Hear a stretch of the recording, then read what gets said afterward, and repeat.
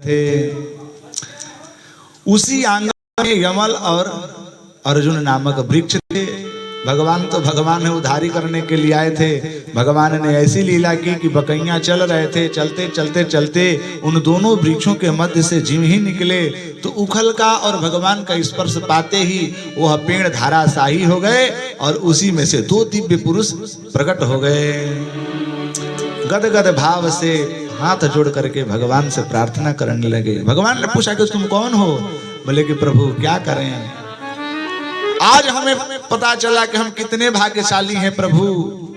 आज हर्ष भी हो रहा है हृदय में और किंचित विषाद भी है। बोले कि हर्ष किस बात की और विषाद किस बात की? बोले हमें हर्ष इसलिए हो रहा है कि प्रभु हम भले ही पापी थे, हमें भले ही नारद जी ने श्राप दिया, लेकिन महाराज कम से कम उसी श्राप के कारण कम से कम आपका तो दर्शन हो रहा था। हम वृक्ष योनि में भले ही थे, लेकिन नित्य प्रतिदिन आप जब इस आंगन में, इस प्रांगण में क्रीड़ा करते थे प्रभु, तो हम आपका दर्शन करके बड़े ही भाव में आनंद लेते थे। आज प्रभु विषाद इसलिए हो रहा है कि हम नित्य प्रतिदिन आपका दर्शन करते थे, आज हम मुक्त हो गए, अब अपने लोक में चले जाएंगे, आपका दर्शन छूट जाएगा। भगवान ने यमलार्जुन का उद्धार किया। यमलार्जुन ने बड़ा ही सुंदर दिव्य स्तुति की है, ध्यान दीजिएगा। बोलिए भक्त वत्सल भगवान की जय। आहा, सुनिए, बीच में नहीं बोलिए, बोलिए राधे राधे राधे, बीच में न बोल, बीच में नहीं बोलिए, बोलिए भक्त वत्सल भगवान की। आहा, भागवत जी की एक एक भक्तों की एक स्तुति भी हम समझ लें, एक प्रार्थना भी समझ लें तो जीवन कल्याण हो जाएगा। नल कुबर अपने कृत कर्म की पश्चाताप कर रहे हैं कि प्रभु हमने प्रणाम नहीं किया नारद जी को, तो नारद जी ने हमें श्राप दे दिया कि जाओ, तुम लोग प्रणाम नहीं कर रहे हो, वृक्ष के जैसे खड़े हो तो तुम जाओ वृक्ष ही बने रहो। उन्होंने अनुनय विनय किया कि हम लोगों का उद्धार कैसे होगा, तो बोले कोई बात नहीं, तुम भगवान के ही आंगन में रहोगे और भगवान की एक दिन कृपा होगी जब तुम्हारा उद्धार होगा।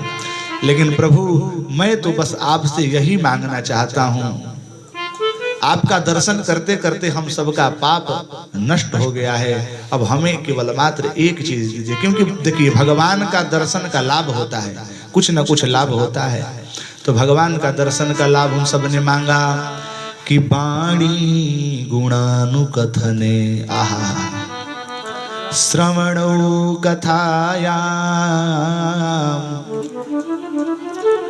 कि वाणी गुणानुकथने श्रवणो कथायाम हस्तौ च कर्म सुमन स्तव पादयोर्नः स्मृत्यां शिरस्तव निवास जगत प्रणामे दृष्टि सतां दर्शनेस्तु भवत्तनूना। हे प्रभु वाणी गुणानुकथने श्रवणों कथायाम, हम सब की वाणी आपके ही कीर्तन में, आपके ही गुणानुवाद में व्यतीत हो जाए। श्रवणों कथायाम, हम लोगों का श्रवण नेत्र है, श्रवण इंद्रियां है, वो आपकी कथा सुनते सुनते अघाए नहीं।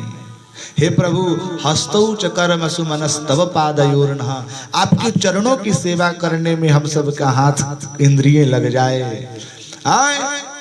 स्मृत्याम शिरस्तव निवास जगत प्रणामे, हम सब की सिर, हम सब का मन मस्तिष्क आपकी स्मरण में, आपके चरणों में साष्टांग प्रणाम करने में लग जाए। प्रभु यही हम सब की सार्थकता है, ये हमें दे दीजिए प्रभु। पराभक्ति भगवान ने दी। आह, दो पात्र हैं हमारे भागवत जी में, एक हुए यमलार्जुन जो भगवान से यही मांगते हैं, और एक होते हैं नवम स्कंद में अम्बरीश जी। अम्बरीश की कथा पता है ना? आहा, अम्बरीश किनके पुत्र थे? नाभाग जी के अम्बरीश पुत्र थे। नाभि नाभाग अम्बरीश। अम्बरीश जी भी महाराज यही भगवान से कहते हैं आहा कि सवै मनः कृष्ण पदारविंदयो वचांसि वैकुंठ गुणानुवर्णने करौ हरेर मंदिर मार्जनादि संस्कृतिम चकारा सत्कथोदया। अम्बरीश जैसा राजा चाहते तो उनके घर में कितने नौकर चाकर काम करते, लेकिन उन्होंने भगवान की सेवा अपनी जिम्मेदारी ले रखी थी। राज सिंहासन पर अपना मुकुट रख दिए थे और भगवान के मंदिर में दिन भर पड़े रहते थे। बोलते कि नहीं मुझे राजपाठ नहीं करना है। राजपाठ जिसको करना है वो करेगा, मतलब जिसका मैं नौकरी कर रहा हूं वो अपना करे समझे। महाराज आप सच बताना, पुत्र को यदि एक छोटा सा बालक यहाँ पर हो 2 साल के 3 साल को, उसको यदि विक्रमगंज जाना हो तो उसके लिए क्या करना पड़ेगा? बोलिए। उसको गोदी में उठाइए, लेकर के चले जाइए। लेकिन बोला जाएगा, डॉक्टर पूछेगा कि भैया बालक आया है, तो हाँ हाँ मेरा बालक आया है। अब उसे पूछा जाए कि बालक क्या से आया है, पैदल आया है? नहीं। महाराज उसी प्रकार से यदि हम बालक बन जाएं, माने असहाय हो जाएं, अपना हाथ पैर तोड़ करके बैठ जाएं कि प्रभु अब आप ही को करना है सब कुछ। कि वाणी गुणानुकथने श्रवणौ कथायाम, ये मल्लार्जुन कहते हैं। इसी को भाव कहते हैं अम्बरीश जी कि सवै मनः कृष्ण पदारविंदयो वचांसि वैकुंठ गुणानुवर्णने करौ हरेर मंदिर मार्ज